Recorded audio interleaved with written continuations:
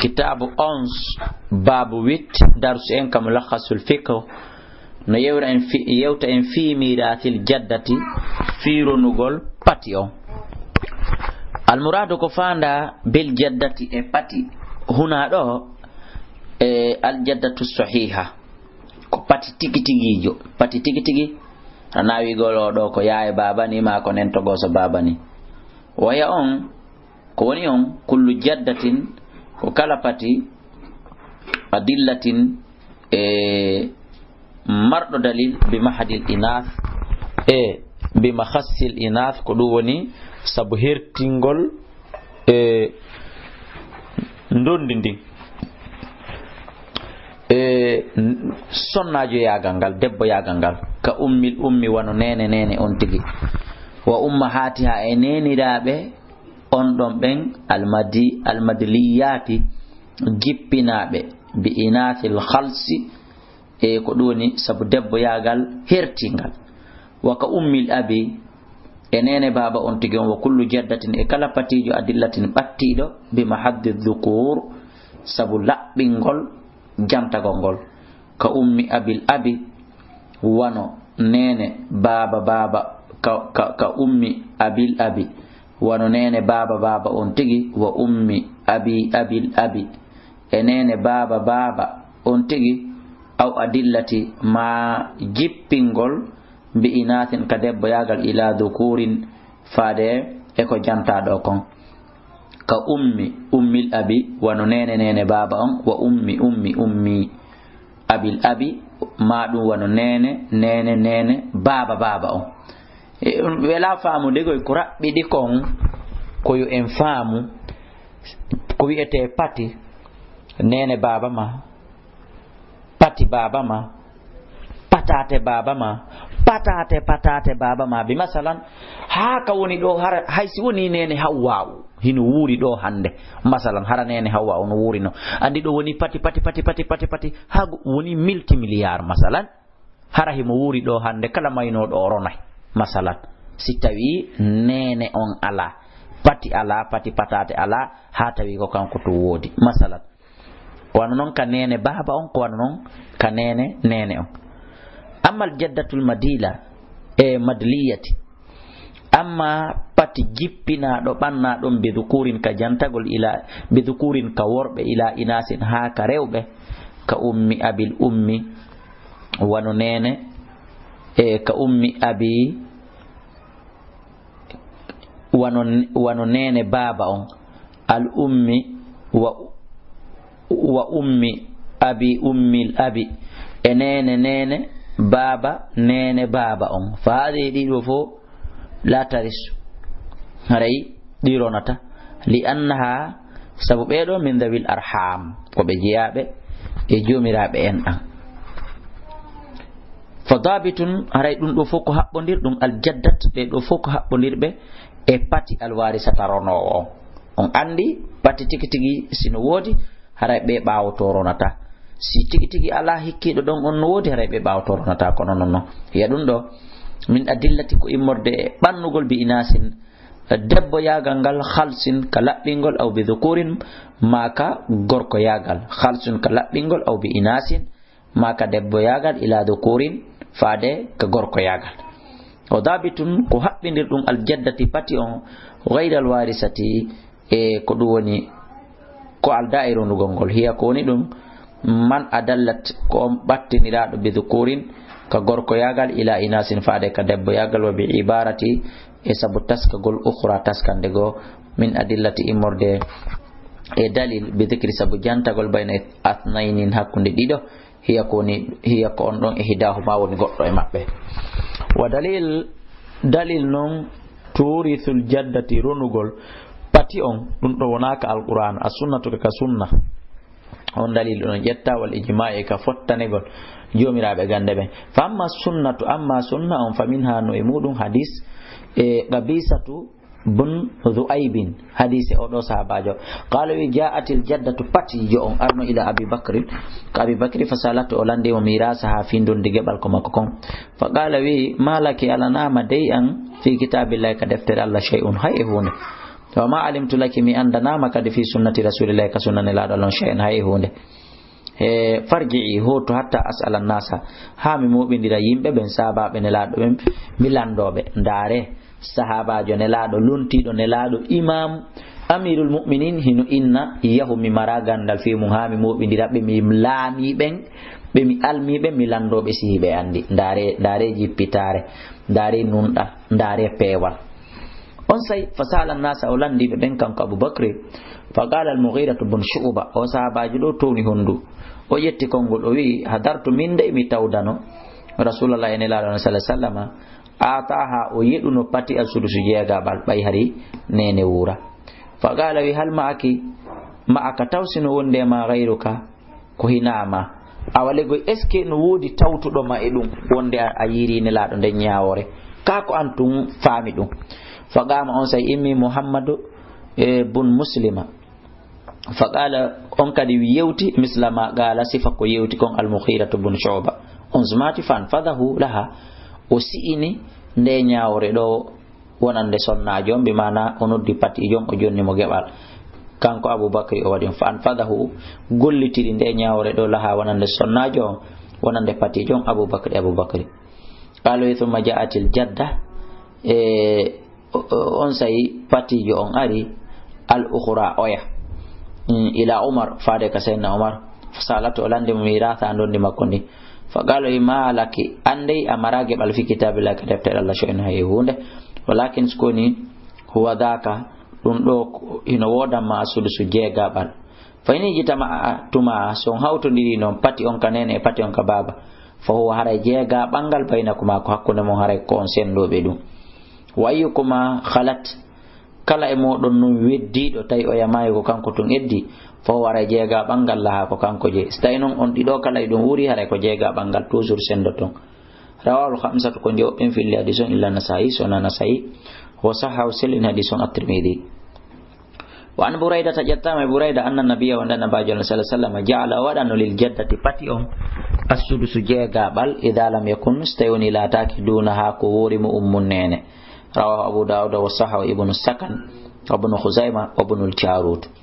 fa hadani al-hadisani dedo hadise jedidi yafidani hide nafa istiqaqaka haqiqingol katabintinangol al-jaddatu pati on as-sudusu jeegaɓal waya ɗum kama qala siddiq kono aboubacry makirino wa umar e sayyidina umar radiyallahu anhuma wonde laysa laha o mara dey geɓal fi kitabillah ka deftere allah shay'an hay hunde lianna al umma al madhkurata sabu nene jantaɗo on fi kitabillah ka deftere allah muqayyadatun ko jolkodirɗon bi quyudi sabu jolkodirande tujibu waɗɗinande ikhtisasu hertin ɗum al hukmu ñawre nden bil ummi duniya nene ɓattiɗo on tun fal jaddatu pati wa in summiyat haystayhi mo wi'e umman nene kono enele lam tadkhul o natal fi lafzil ummi ka kongol nene al madhkurata janta ɗon fil fara'idi e nder geɓe ɗen e nder dundindin ɗon wa in dakhalat haysi non himo naati fi lafzil ummahati ka nder kongol neniraɓe haysi mo natori ɗon kono aya on ɗo ko holli ko nene jibin ɗo fi qawli ta'ala e nder dalal makkanko allah hurrimat alaykum harminama e mum ummahatukum neniraɓe mon ɓe walakin sikoni tun rasulullah sallallahu alaihi wasallam ataha o yeduno asudusu jeegaɓal fathabata awa ko ni tabitiri hande kadi mirasu harunugol makko ngol idan ontuma bis sunnati ka sunna sabu ko nelaɗo allah sallallahu alaihi wasallam ñawiri ɗo sabu ɗon andi allah daali laqad kana lakum fi rasulillahi uswatun hasana wakata ko non ni kadi sabata tabitiri mirasu harunugol makko ngol bi ijma'i sabu fattanagol al ulama o jomiraɓe gande ɓe fala khilafa lurrawlu ala bayna ahli ilmi hakkunde jomiraɓe gande ɓe e fi tawrithi e nder runugol ummil ummi nene wa ummil abi e nene baba wakhtalafu hiɓe lutodiri noon fima adahuma patijo tawɗo wona ɓeɗo ɗiɗo fa warrasa ronini ibn abbas abdullah ibn abbas wa jama'atun e jama'a ɗuɗuɗo minal ulama imorde jomiraɓe gande al jaddatu patiraɓe hedditiɓe wa in katharna haysiɓe ɗuuɗi ida kunna siɓe latke fi darajatin wahidatin bimana hiɓe daraja goto koni daraja goto haraɓe fof ko ɓe pati maɓe fof ko ɓe patate maɓe fof ko ɓe patate ko ɗum woni daraja goto illa sonatun man adallat kala burdo battade on bi abin ka baba ghayru warisin illa sonatun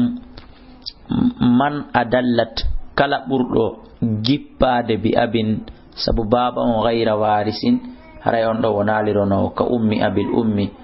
wano nene baba nene on wa warasa haray rona ba'dum yoga e mabbe salasun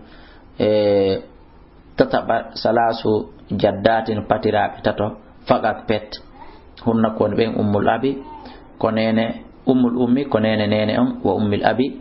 e nene baba on wa ummul jaddi e nene mama soro on ay abil abi baba on ko wiyete al jadd washtaratu ino sartina li tawrisil jaddati fi runugol pati on adami wujudil ummi wasegol wodegol nene ko si nene ala sipati wowle fimu ko sipati ala sipatate wowle fimu ko si baba ala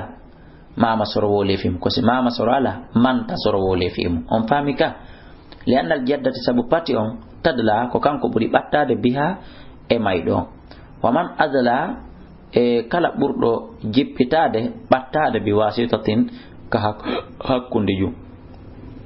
hajabatu haray wirna mo rena mo tilkal wasita din don hakkundeji illa ma istathna shona kon ko itintina waada ndo beji may ko sabu fottane gol ahli mi jomirabe gande ben annal umma wonde nene tahajjubu o wirnay al jaddata patti on few dum ko fottana dum min jamil jihati e dendanangal no bangeji din alaka yegoto den tata patti ronay nene no wuri ay pullo foto no wi den andi ko wulli patti ko angal nene ka kayfiyatu tawrisil jaddati mbaadi non joni manière alhaali nonno be pati be doronirta ko honno ida infaradat si weddike wahidatan bajjo wuduke min aljaddati immorde pati ben wala me kun latake duna ha ko wori mo ummun nene go akhadati sudusu o yette jeega bangal complètement kama sabaga won fejjir non nane laysa laha ala namu aktharu minha ko buri dudude jeega bal wal qawlu kongongol be anna la sabuna wadani mo asulusu tatabal wi gongol hino wadani mo tatabal inda adami walade ko tumande tawata biddo ala wa adamal jam'i e wasegol dendanangal min al ikhwa immorde enene gotobe e baba gotobe kal ummi haray don kanko pati yon o jettay tatabangal wano nene on jettirta non fi dalika don qawlu shadin kongol newingol la ya'ulungol tawata ellintake عليه إهورهم وإذا وجد استينو وني ودام جمع دنتال من الجدات إمر باتي بدود به فإن تساوين استيب في بندي في الدرجة كدرجة فإنه النهار كان بتوجر يشتركنا كبكفو في سدوسي كجيغا بل لأن الصحابة سبو الصحابة من شركوا بينهن بكفديها كندي جمع بجيغا بانغال ولأنهن إسابو بفوما بذوات عددين كو بجون كونتوري ووتره la yusharikuhunna kafida e mabbe dakarun gorko sakona gorko don buray fastawa haray fonnete terka kathirun ko buri kathiruhunna ko buri dudude mabbe kon wa wahidatuhunna e bajjo mabbe fop kazawjati wono be nguli din kadi kafiri non jeegawal si tay woni maydo no mari biddo wali adamil marjih e wasegol giccingol burnugol e hidahunna konande goddo e mabbe waman qaribat kala non burdo battade min hunna e mabbe kambe pati ben ilal mayiti faade maydon fasudusulaha wahda haray ko kanko tum mari jeega bangal haray be pati be detibe tawaka sawa no fotater pati be heddi sawa no fotater pati burdo battade maydon kana to latke min jihatil ummi ko pati kanene la aw min jihatil abi ka ko pati ka baba la landatake burdo battade ko jeega bangal wa tusqitul ba'di haray be hedditibe gebe mabbe din fukkike liannahum nasabu kambe ummahatu ko be nenirabe yarithna be ronay mirasan dondi wahidan wotiri be fok mabbe fa idha yitama ana sibe hawtondiri ma ikhtilafi daraja wondude lutondirgol daraja on fal miras haray dondini ko jeeli akrabina ko burdo be badade maydo wo ka enda wa tarisul jaddatu pati on kadi ronay ummul abi ko du woni nene baba on ma awjudil abi wondude wodegol baba wa tarisul jaddati pati kadi ronay ummul jaddi nene mama soro ma o jodil jaddi wondude wodegol mama soro wala tasbut fukkota ko yana biman adallatu wonande burdo battade fi hadhihi halati wal haldo ala khilaf al qaida edo lutondirgol aqidaji di moƴƴa anaman adala wonde kala burdo battade be wasitatin e telen hajabatuhu haray wirnay on don tilkal wasita e gon don sengo lima rawa sabu ko filli ibn mas'ud abdullah ibn mas'ud radhiyallahu anhu annahu kanko qala yati fil jaddati fi ma masra ma ibn yawun de bi makko innaha no kanko awwalu jaddatin kanko ni arande ma masra atu amaha e mo nyammini do rasulullah sallallahu alaihi wasallam sudusan jeegabal ma ibn yawun de bi makon wabunha tay bi makon hayyun hino wuri rawahu tirmidhi wal illatu illa fi dalika idun annano kanko latari soron ta mirasan dondi min adillatin immorde dalil bihi sabdun hatta tasqutu ha fukko bihi e makko idha wujida siwodama qala shaykhul islam ibn taymiyyah rahimahullah odo shaykhu ahmad ibn taymiyyah maki wa qawlu kongol man ga wa qawlu wi'ugol man qala on wi'udo wa qawlu man qala kongol on wi'udo man adala ko burdo battade bi shakhsin neddo may don sakata bihi haray fukkuri sabon don batilun sakata wonde fukkure bi sabon don wongol kongol don batilun ko mere turadun radete ngol jabetake o aksan kongol contraire batilun ko mere taradun ko radete dum bi waladil ummi sabu biddo nene on maal ummi wondude nene on wa aksan ko non kadi ka akse ka contraire mo bi waladil ibni sabu biddo on ma amihim wondude bappa mabbe wa waladil akh e biddo musiddo ma amihim wondude bappa mabbe wa misal dalika ay ko nandi tataydi mimma fi moddo ko ndir mudum subutu fukkugol shakhsun neddo bi shakhsin sabu neddo go fukkirgol neddo ale goy pottinirgol neddo lam yadulla bihi dun don dallinortake wa innamal illatu andu ella anha no kanko tari so rono mirasa on dondi makkundi fa kullu man warasa den nangal kala on rono do mirasa dondi shakhsin neddo go sagatare fukkike bihi e makko idha kana so latike agraba min ko kanko buri battade o ya wal jaddatu patibe ben fo yuqimuna be nyibay maqamal ummi be daroto maqamal ummi e darde nene on fa yasbutna ko duwoni be fukkay biha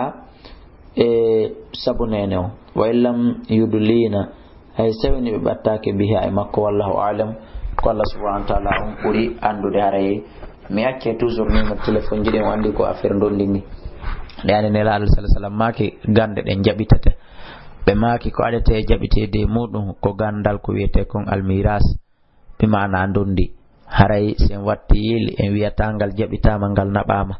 kono awale nandi e mudum sabu do ya jinde hanana bayana fi ndondi ma khutuba fi ndondi koni kari no mari telsi kari mai akimo e andi dum don haray welafi jonnon haray hinani mere telephone jidin wonande faala do faltade burini